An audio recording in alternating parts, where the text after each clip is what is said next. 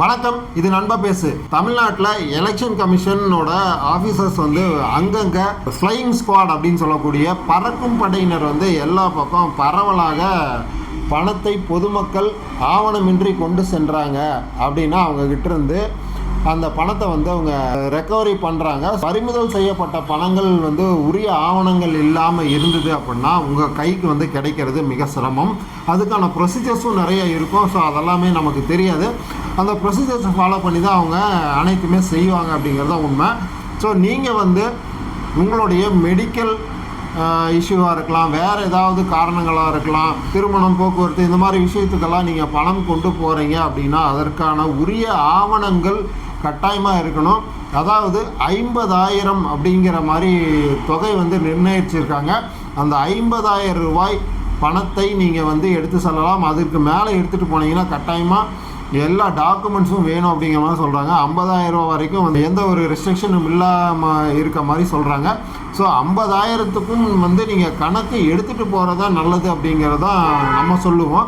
ஏன் அப்படின்னா ஒரு டாக்குமெண்ட் இல்லாமல் நீங்கள் எதையுமே பொதுவாக பணத்தை எடுத்துகிட்டு போகிறீங்கன்னா எங்கேருந்து எடுத்துகிட்டு போகிறீங்க, என்ன செலவுக்கு எடுத்துகிட்டு போகிறீங்கிற அந்த ஒரு எவிடன்ஸ். இப்போ ஒரு செலவுக்கு நீங்கள் ஏடிஎம்மில் பணம் எடுக்கிறீங்க அப்படின்னா அந்த ஏடிஎம்லேருந்து பணம் எடுத்ததுக்கான சலான் இருக்கும். இந்த சலான் இது எல்லாத்தையுமே நீங்கள் காட்டலாம். இந்த பர்பஸுக்கு இங்கே நான் எடுத்துகிட்டு போகிறேன்.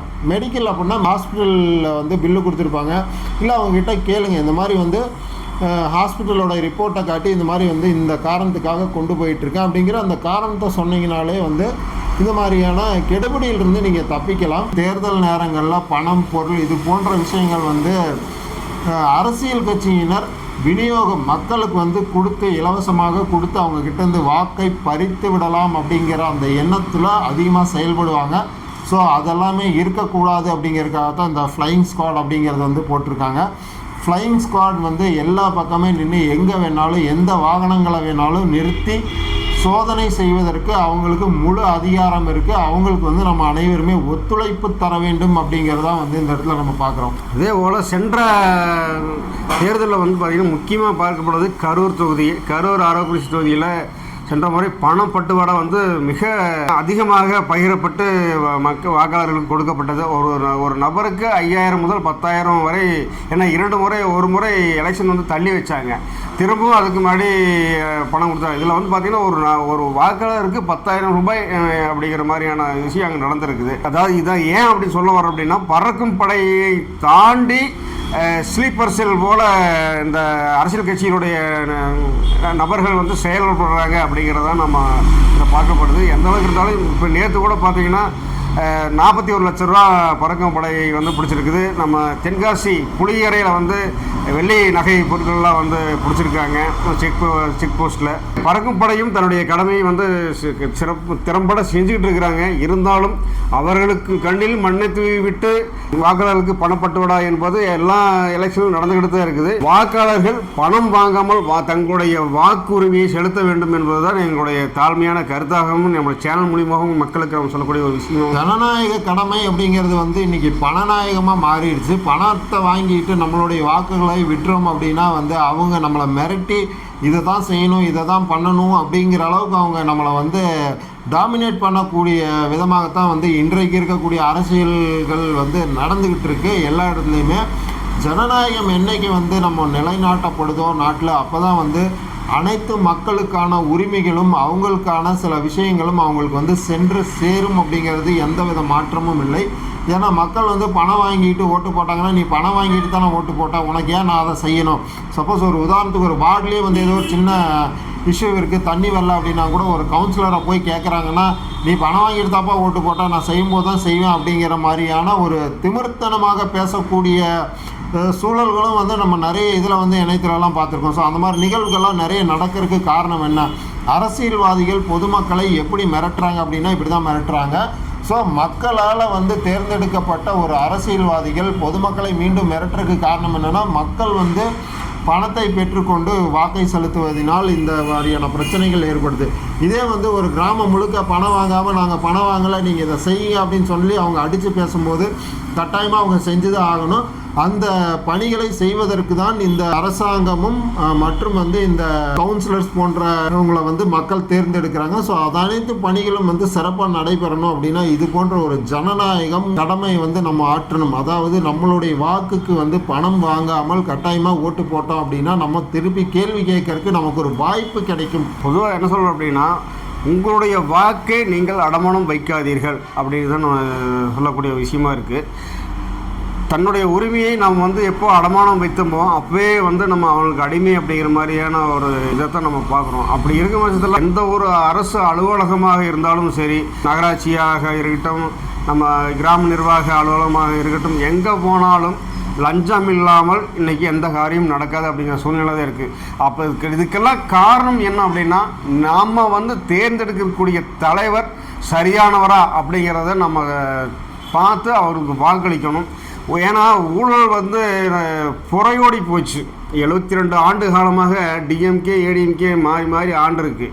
இவங்கெல்லாம் 2 கட்சிகளுமே வந்து பார்த்திங்கன்னா ஊழலில் திளைத்து விட்டார்கள். அதாவது எந்த அளவுக்கு சொத்து சேர்க்கணுமோ அப்படிங்கிறது தான் அவங்களுடைய எண்ணங்கள் இருக்குதே தவிர மக்களுக்கு எப்படி ஒரு நன்மை செய்ய வேண்டும். அதாவது கக்கன், காமராஜர், புரட்சித் தலைவர் எம்ஜிஆர் அப்படி இருந்தாங்க. ஆனால் இன்றைய காலகட்டத்தில் கலைஞர் ஆட்சியும் சரி, இப்போ எடப்பாடியார் முன்னாடி இருந்தவங்களும் சரி, அவருடைய ஆட்சியில் என்ன சொல்கிறாங்க அப்படின்னா, நாங்கள் 2 லட்சம் கோடி வச்சுருந்தோம், இவங்க வந்து 4 லட்சம் கோடி அப்படிங்கிறாங்க. ஸோ அந்த 2 லட்சம் கோடி நீ எதுக்காக வாங்கின, மக்களுக்காக வாங்கினீங்களா அப்படிங்கிற ஒரு கேள்வி இன்றைக்கி மக்களுடைய எல்லா மனதிலையும் வந்து ஒரு மிகப்பெரிய மாற்றத்தை ஏற்படுத்தி இருக்கிறது இந்த ஊழல் அப்படிங்கிற ஒரு விஷயம். முக்கியமாக இந்த யூடியூப் அப்படிங்கிற அந்த சேனல் வந்ததுக்கப்புறமும் சரி, ஃபேஸ்புக், இன்ஸ்டாகிராம் போன்ற இந்த சமூக ஊடகங்கள் அந்த வந்ததுனால, இணையதள ஊடகங்கள் வந்ததுனால மக்கள்கிட்ட வந்து இயல்பாக போய் சேர்ந்துருது ஒவ்வொரு விஷயம். ஏன்னா அவங்க கையில் செல்ஃபோன், உலகம் என்பது கைபேசியாக மாறிவிட்டது.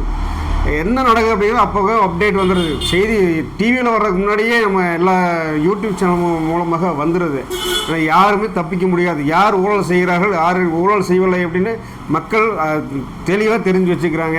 ஊழல் இல்லாத அரசியலை தேர்ந்தெடுப்பது மக்களின் கடமை. அப்போ தான் வந்து அனைத்து மக்களுக்கான எளிமையான ஆட்சியும் சலுகைகளும் கிடைக்கும். இது வந்து எளிமையாக ஒரு மனிதர் வந்தால் மட்டுமே நடக்கும். பணத்தாசை இல்லாத மனிதராக அவர் இருக்க வேண்டும் அப்படிங்கிறது தான் உண்மை.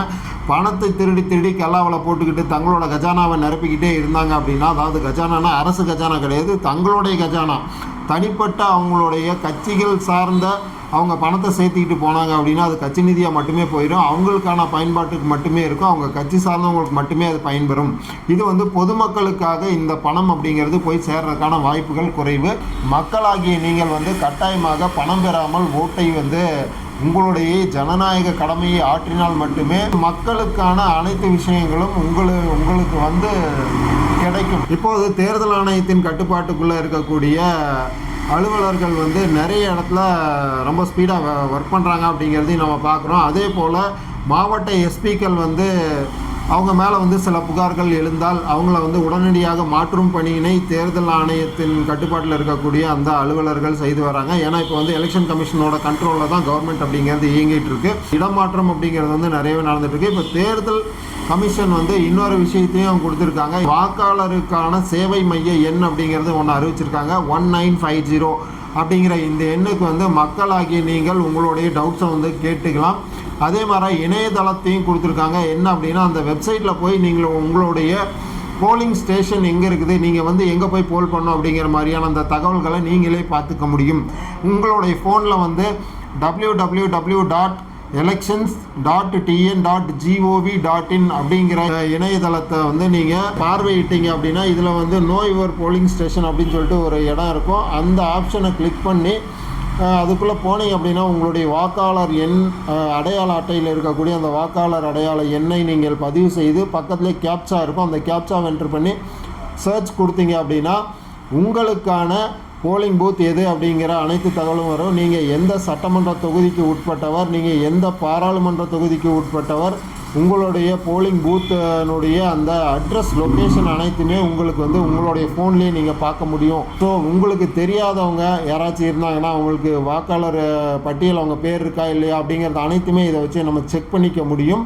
ஸோ இது அனைத்துமே ஒரு நல்ல தகவல்களாக இருக்கும் அப்படின்னு சொல்லிட்டு இன்னொரு முக்கியமான விஷயம் என்ன அப்படின்னா, டோல் ஃப்ரீ நம்பர்ஸை வந்து கொடுத்துருக்காங்க. அது வந்து வாட்ஸ்அப் எண் அப்படிங்கிறது வந்து கொடுத்துருக்காங்க. ஸ்க்ரீனில் தெரியுது பாருங்கள். 180042521950 அப்படிங்கிற இந்த டோல் ஃப்ரீ நம்பருக்கு நீங்கள் வந்து உங்களுடைய டவுட்ஸ் அனைத்துமே கேட்கலாம். அதே போல் ceo@tn.gov.in அப்படிங்கிற இந்த மின்னஞ்சலுக்கும் நீங்கள் உங்கள் புகார்களையும் அல்லது வேறு ஏதேனும் தகவல்களை கூட நீங்கள் தெரிவிக்கலாம். எலெக்ஷன் கமிஷனோட சிஇஓவோட வாட்ஸ்அப் எண்ணும் அந்த இணையத்தில் கொடுக்கப்பட்டிருக்குது. 9441234566 அப்படிங்கிற இந்த எண்ணிற்கும் உங்களுடைய தகவல்களை நீங்கள் கேட்டு பெறலாம் அப்படிங்கிற மாதிரியான விஷயங்களும் இருக்குது. ஸோ இது அனைத்துமே உங்களுக்கு ஒரு பயனுள்ள தகவலாக இருக்கும் அப்படின்னு சொல்லிட்டு அடுத்து இன்னொரு சுவாரஸ்யமான வீடியோவில் வந்து நாங்கள் உங்களை சந்திக்கிறோம். அது வரைக்கும் நம்ம சேனலை ஸ்டே டியூன்டா இருங்க. நன்றி, வணக்கம்.